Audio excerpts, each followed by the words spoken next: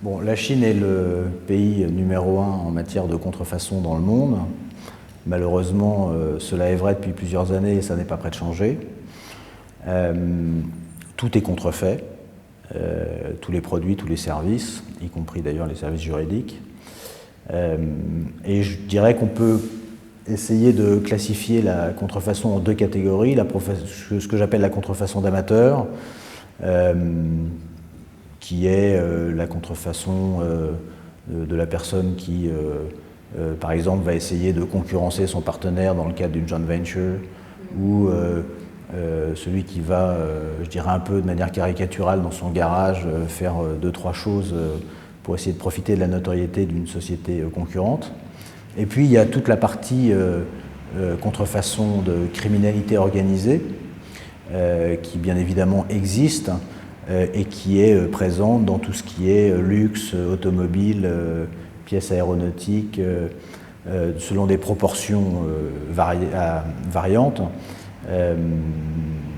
La contrefaçon étant la plus criminogène, étant probablement celle qui concerne les produits audiovisuels, et notamment les films, puisque si vous allez en Chine, vous pouvez acheter dans la rue des DVD contrefaits à 1 euro ou 1,50 €. Et là, il n'y a aucun amateur dans cette industrie, puisque pour pouvoir sortir quasiment dans le même temps qu'un film qui sort en salle, des films traduits dans plusieurs langues avec des sous-titres dans plusieurs langues, il faut vraiment être un professionnel et avoir accès au film dès sa source.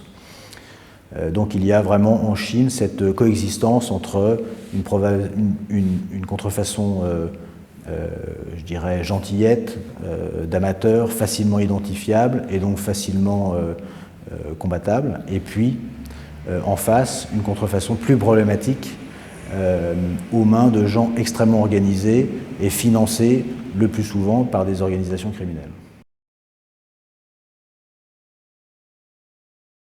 Alors il existe, je dirais, deux types d'actions qui sont possibles. Il y a ce que j'appellerais, bon d'abord il y a toutes les mesures préventives.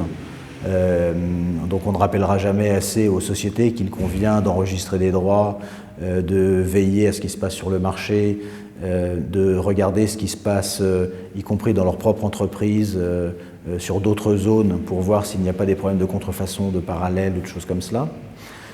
Il y a tout un pan de mesures non juridiques ou non judiciaires ou non contentieuses, qui sont des mesures de prudence, ne pas trop dévoiler de choses sur les sites internet, ne pas donner des prototypes lors de salons industriels, etc. Bon, beaucoup de choses qui relèvent souvent de l'évidence, mais que malheureusement sont constatées chaque année en Chine, et donc beaucoup d'imprudence.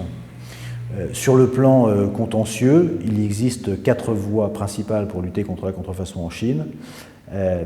Les actions douanières, qui sont limitées à ce qui se passe aux frontières, mais qui sont assez efficaces, notamment parce que les douanes chinoises contrôlent à la fois ce qui rentre sur le territoire, mais également ce qui en sort. C'est assez notable, puisque en Asie, il y a très peu de pays qui vérifient et qui essayent de lutter contre des produits contrefaisants sortant du territoire. Vous avez par ailleurs des mesures administratives, puisqu'un certain nombre d'administrations sont en charge de la lutte contre la contrefaçon. L'administration de l'industrie du commerce qui s'occupe des problèmes de marque, l'équivalent de l'INPI qui s'occupe des brevets, dessins, modèles, etc.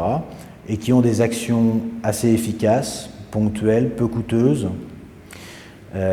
Il y a toujours la possibilité d'aller au civil dans des contentieux judiciaires à l'encontre du contrefacteur, ceci dans le but d'obtenir des dommages et intérêts.